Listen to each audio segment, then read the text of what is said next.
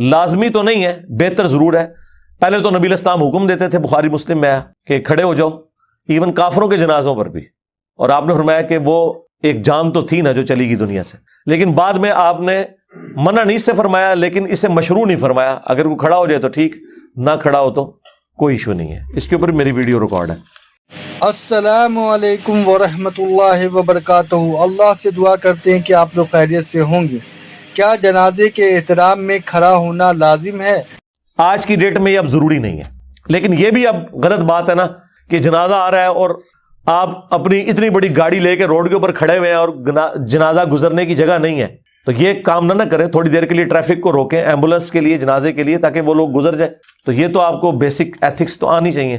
سورہ فاتحہ پڑھے بغیر رکوع میں جانے سے کیا رکعت ادا ہو جاتی ہے؟ جی رکعت ادا ہو جاتی ہے، واضح حدیث ہے مصنف ابن ابی شیبہ میں اور سنن کبریٰ البیہقی